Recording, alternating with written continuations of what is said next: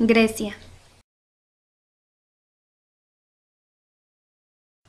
En la antigua Grecia, las aportaciones de los griegos en los estudios lingüísticos fueron aportaciones pioneras de la lingüística.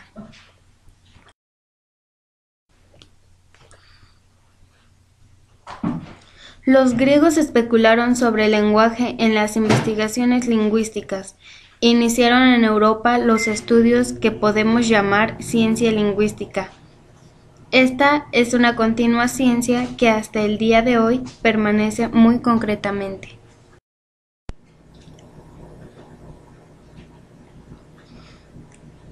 La escritura, que se reducía en sus orígenes a un dibujo o letra, fue ideada en Egipto y en otras partes del mundo aisladamente, como en China y en América Central. Los escritos, que se reducían a sílabas, se convertirían más tarde en alfabeto griego. Esto fue una creación egipcia.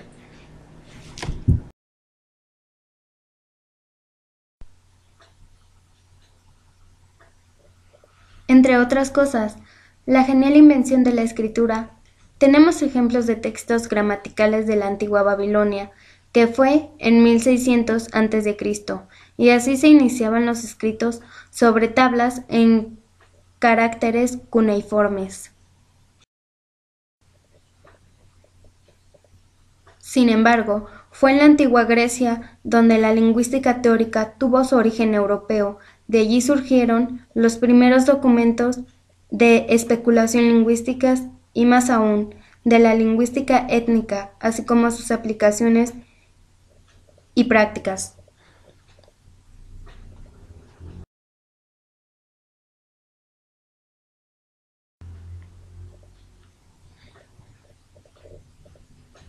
Los principales grupos lingüísticos empezaron su labor fuera de la tradición europea y desarrollaron ideas independientes de ella, tomando Grecia como punto de partida y continuando con estudios lingüísticos europeos. Se incluyen trabajos de otros lingüistas que llegaron a enriquecer esta disciplina, tal como la conoce el mundo hoy.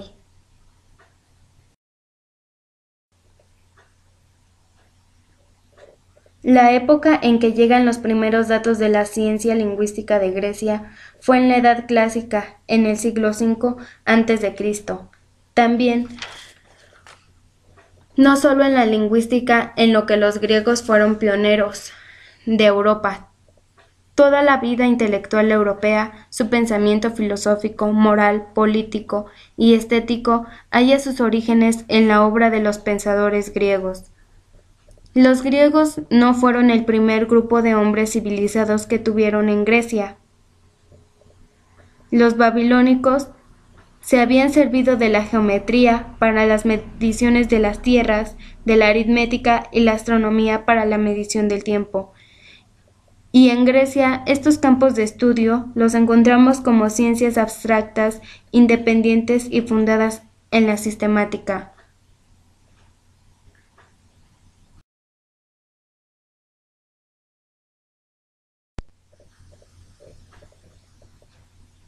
Bonfield, quien hizo una observación acerca de los méritos lingüísticos de los griegos, y decía: los griegos antiguos poseyeron el don de maravillarse de cosas que otros pueblos aceptan sin discusión.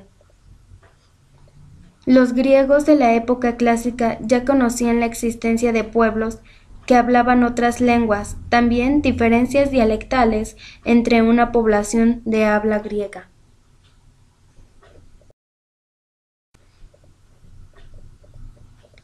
Heródoto examinó palabras extranjeras, y Platón admite el diálogo del crátilo y la posibilidad de origen extranjero de parte del vocabulario griego.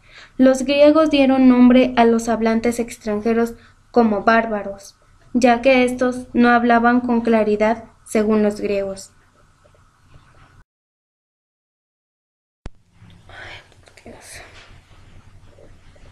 La lengua griega estaba dividida en dialectos más claramente diferenciados.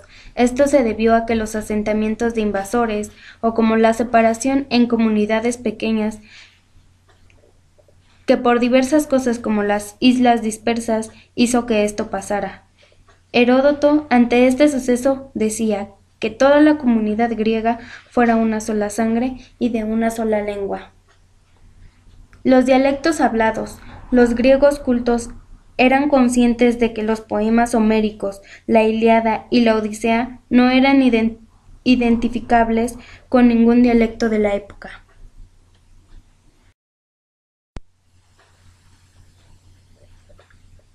La primera realización de la lingüística en Grecia, esencialmente la aplicada, tuvo lugar antes de que aparecieran las inscripciones.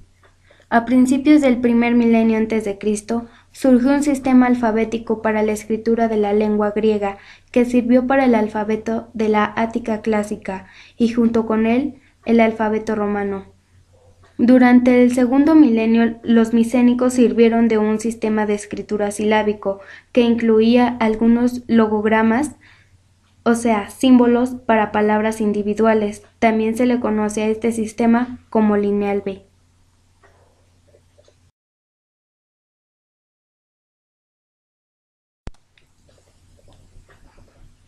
Las invasiones dorias dieron lugar a la perdición del conocimiento de la escritura y el alfabeto griego. Cuando los griegos se sirvieron del sistema fénico, eran un conjunto de signos consonánticos, y las vocales las añadía el lector.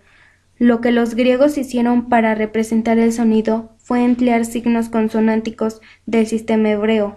En lo general, el alfabeto griego fue fonológico, pero no tanto. De ahí la necesidad de la transcripción fonológica.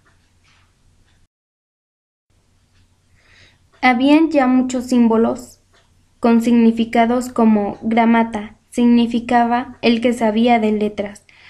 En los periodos de Aristóteles y Platón, en esta época del siglo V presocráticos, hay observaciones acerca del lenguaje griego dentro de la filosofía.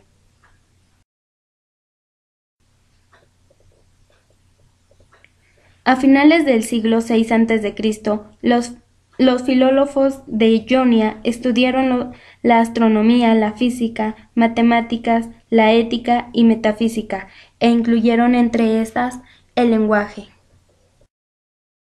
En el siglo V, los retóricos se hicieron famosos en el mundo griego. Entre ellos, Gorgias de Cilicia. Eran profesionales de la oratoria y algunos de ellos viajaron dando clases pagadas y escribiendo libros sobre su materia. Formaron parte de ese cuerpo de proveedores ambulantes de la enseñanza de toda clase, conocidos como los sofistas.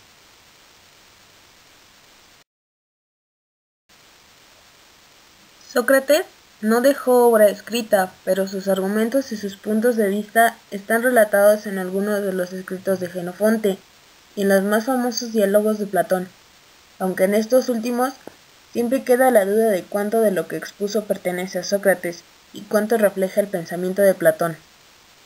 Sócrates con toda certeza defendió la crítica audaz y la libertad total de expresión, murió en defensa de sus ideales.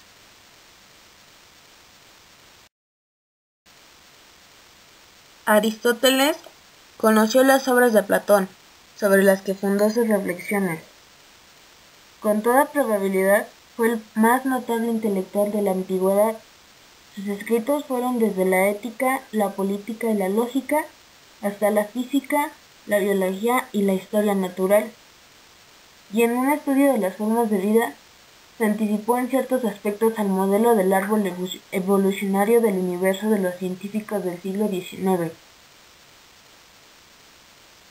Al igual que Platón, la doctrina lingüística de Aristóteles debemos sacarlas de las manifestaciones extendidas entre las varias obras de la retórica y la lógica, en las que aparece incidentalmente y en otros contextos.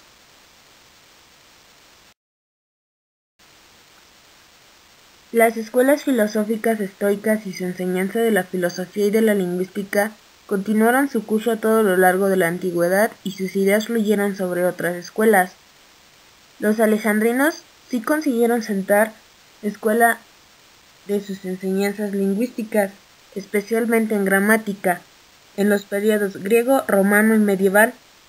La escuela estoica fue fundada en la llamada época helenística el periodo post-alejandrino, cuyas características de lingüística están dadas en el periodo romano. Este periodo, más que en los siglos anteriores, se caracteriza por los contactos cada vez más íntimos entre griegos con hablantes de otras lenguas. También se distinguió por la separación del griego hablado corrientemente de la lengua de los autores de la Atenas clásica.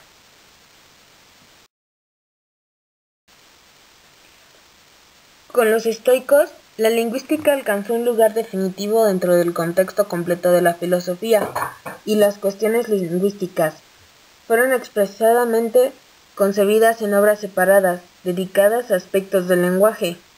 La posición sobre el lenguaje dentro del sistema estoico puede ser resumida en 3 citas. Primero viene la impresión, después la mente.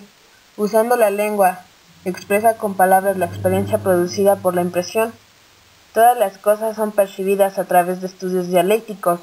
La mayoría está de acuerdo en que es apropiado empezar el estudio de la dialéctica por esa parte que trata del habla.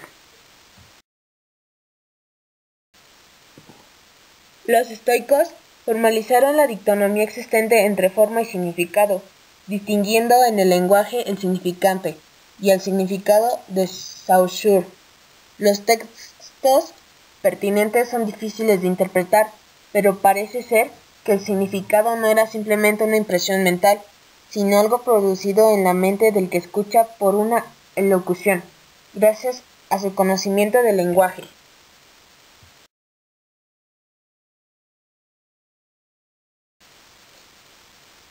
Epicuro adoptó una posición intermedia, defendiendo que las formas de las palabras surgieron naturalmente, pero fueron modificadas por la convención. De mayor importancia para la lingüística fue el favor que los estoicos dispensaron a la postura naturalista del lenguaje. En opinión de los estoicos, los nombres se forman naturalmente, imitando los primeros sonidos de las cosas que se nombran.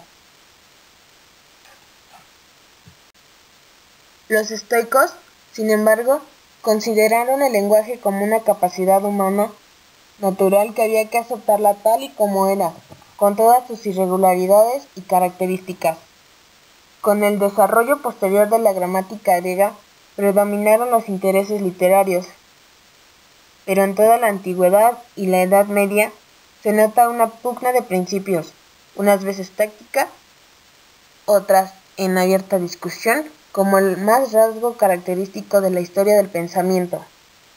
Los 3 aspectos principales de los estudios lingüísticos que recibieron especial atención en los primeros estudios griegos fueron la etimología, la fonética y la gramática.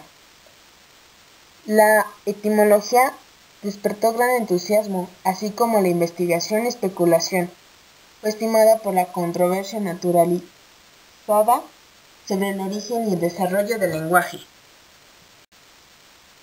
La fonética y fonología griega construyeron sobre la unidad compuesta de la lectura y la escritura, el elemento básico del lenguaje articulado, la grama, principalmente considerada como una letra del alfabeto junto con sus valores fonéticos. Se introdujo la sílaba como una unidad estructural de descripción fonológica, y en la época de los estoicos ya se tenía una idea clara de que el lenguaje oral era producido por la invención de los órganos articulatorios en el aire que sale de los pulmones. El marco descriptivo de la fonética fue el alfabeto griego, y todas las formulaciones que se hicieron tomaron la forma del registro de pronunciación de las letras.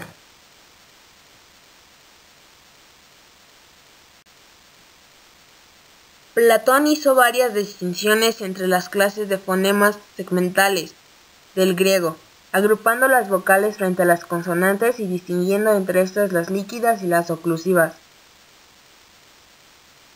Los estoicos estudiaron las estructuras silábicas de la lengua griega e hicieron una triple distinción entre series de sonido que ocurren como partes significativas de la oración, series de sonidos que podrían ocurrir de acuerdo con las reglas de formación silábica. Los sabios griegos anotaron varias anotaciones precisas y correctas sobre la fonética del griego, las cuales son de gran valor en la reconstrucción de la pronunciación griega. Pero hay varias omisiones graves, así como la falta de una teoría descriptiva adecuada. Por eso, en la historia de la fonética, la obra grecorromana no es de significación primordial. La fonética del siglo XX se debió su principal inspiración a las técnicas de descripción de los hindúes y a la observación metodológica de la tradición empírica de los 3 siglos precedentes. Fue en el terreno de la gramática donde el mundo griego alcanzó mayor perfección. Esta no solo fue apreciación de las aportaciones fructíferas y bien dirigidas de las generaciones posteriores sobre la obra de las que precedieron, sino que también conocemos libros autorizados escritos sobre las gramáticas griegas y latinas.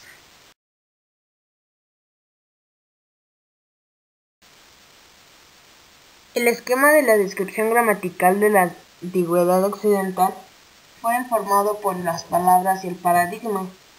Como la fonética griega se basaba en la pronunciación de las letras del alfabeto griego, la gramática griega se concentró en el lenguaje escrito, principalmente el griego ático, de los autores clásicos, aunque nunca se descuidaron las implicaciones del pronunciado al ser leído en voz alta.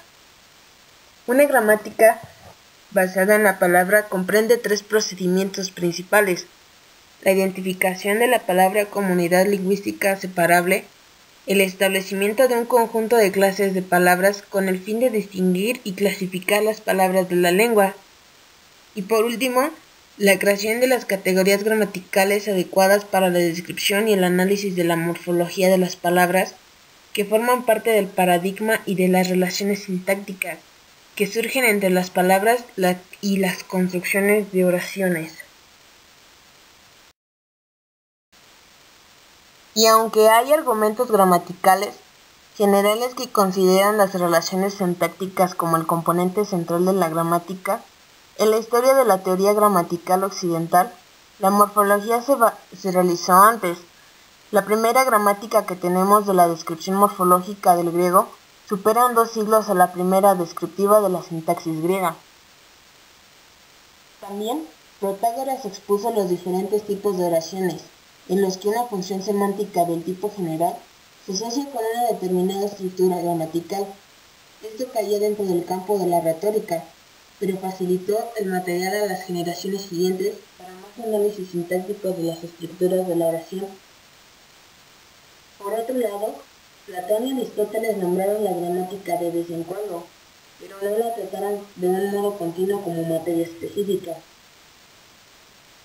Sin embargo, Platón fue el primero que consideró con seriedad esta disciplina, pues en sus diálogos encontramos una división fundamental de la oración griega en componente nominal y componente verbal. Aristóteles concilió esta distinción, pero añadió otra tercera clase de componentes sintácticos, clase que comprende lo que más tarde se llamó confusión. Las generaciones sucesivas de filósofos estoicos duraron mucho en cuestiones gramaticales. Algunos eruditos dirían, ciertamente, que la gramática entendida en el sentido moderno empezó solo con ellos, pero que la labor en la que acabamos de referirnos les facilitó el punto de partida. Los estoicos, cuya actitud filosófica les llevó a prestar una atención al lenguaje, contribuyeron significativamente al desarrollo del análisis del sentido del griego y al renacimiento de los conceptos gramaticales que tenemos a su fin.